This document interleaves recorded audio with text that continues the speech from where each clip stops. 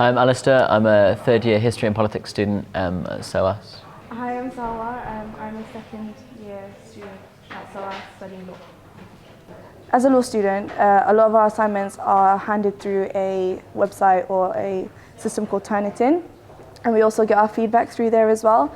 And usually the feedback works in the sense that on your digital copy you have it on the margins. And sometimes, depending on the tutor, it can be quite brief or it can be quite descriptive. It really depends on the person. Me personally, I prefer descriptive feedback, and I only got that from a few of my tutors, and I could really work with that. With the ones who gave me general feedback, what I would then do is I would go and speak to them, or I would, like I said, what I plan to do is use the one-on-one tutorials and show the PhD students or the master students the feedback that I got and work with them to understand what my tutor was maybe trying to get at if they are busy. But that is basically how the feedback works for law students. You get it from your tutors and then you work with that, with the guidance that they give you. Yeah, for me, I've found that the feedback through Turnitin is really, really useful, especially when you get a lot of feedback, like the more the better, really, so you know what to do. Sometimes I find there isn't as much feedback, but I realise sometimes the PhD students aren't getting paid to mark the stuff sometimes, so I can see why they wouldn't be sort of marking it so extensively. Yeah, it's true. But as I say, the more the better.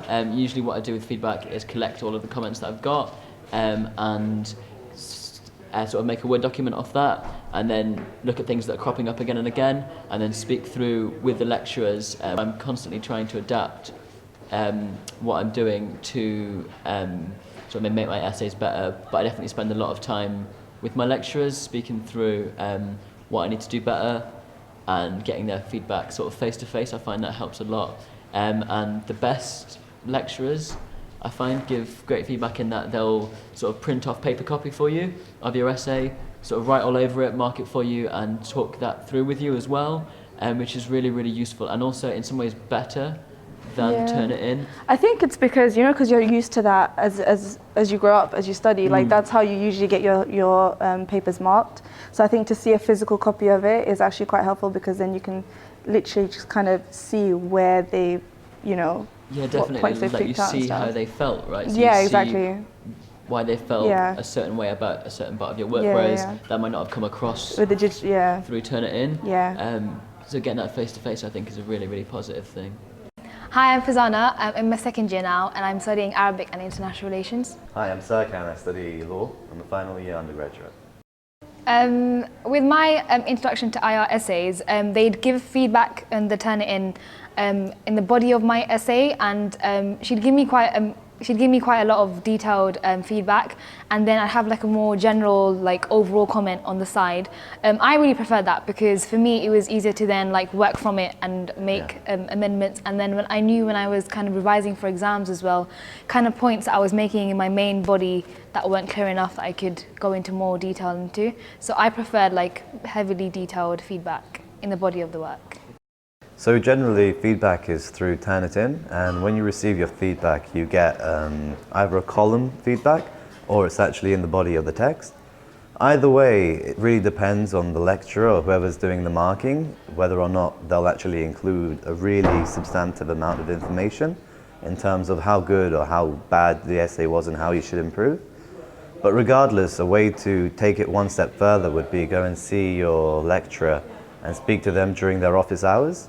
So a good way to kind of go about that, if you can't do that, is the best alternative. Go to the LTD and speak to them. So my name is Charlotte Holig, and I lecture in Korean art history in the Department of History of Art and Archaeology. In terms of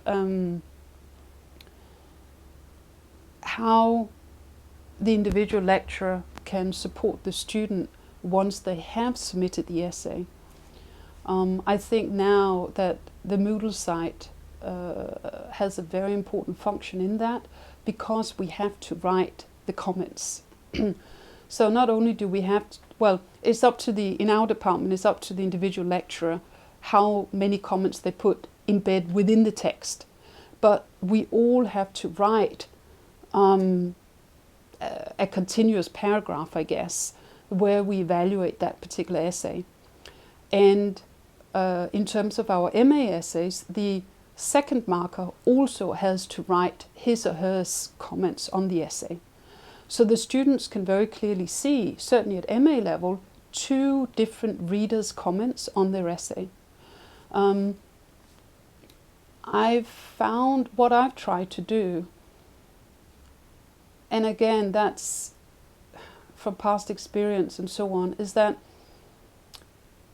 I try to be encouraging in my evaluations, because I think it's very important not to discourage the students, actually, irrespective of their mark. But of course, I also have to state what was less good about the essay, so that they understand why they got the mark they did. And that at times actually can be quite difficult, especially with the good essays that get, say, a mark of 68 or 69 or, say, 70. And it was a comment, the reason why I've been more and more aware of this was because one of our external examiners a couple of years ago, who was the external examiner for our undergraduate program, he said that having read a broad spread of our comments, he felt that there was a lot of positive response on the essays, but that it tended to be rather generic. So simply just from reading the comments, it was difficult to assess whether that particular essay had got a 61 or a 69, because they were all along the line, say, of very good structure, this or this or this, that. And he very much encouraged us also to write the weaker points. And that is actually a lot more difficult. So I really try to focus also on that, whilst not, of course, being overly harsh, but try to say, I feel that if you had focused more on this, you should have been able to have gone more into depth on this particular issue, which I think is really crucial to this particular argument, or something along those lines. And in particular, one year actually, I had a very, very good student, but he was dyslexic, and he had sometimes, I think he spent a lot of time on his essays, and he made a lot of use on the learning and teaching services and so on. And he was somewhat a borderline 70, but he was very ambitious, and I thought I really wanted to encourage him. I remember one particular essay where I had written comments really trying to focus not only on the strong points but also on the weaker points, and giving advice on what he can do for the next essay. And he wrote back and said that was very, very useful, and saying that he felt it had really helped him to shape his second essay. And I think ultimately I look at it like that my comments will hopefully be a springboard for that student in order to get better marks for their second, third, fourth essays. My name is Dr. Emilio Onyema. I am with the law school, the School of Law, but I am the Associate Dean for Learning and Teaching at the Faculty of Law and Social Sciences. My academic role, position, I'm a senior lecturer in international commercial law. Okay. Now, what should students do with feedback? The ideal thing to do is to read it fast. Calm down, read the feedback, and reflect. Feedback is meant to help you reflect on your performance on that particular assignment or essay, and then ask yourself, okay, fair enough, do I understand what I could have done better?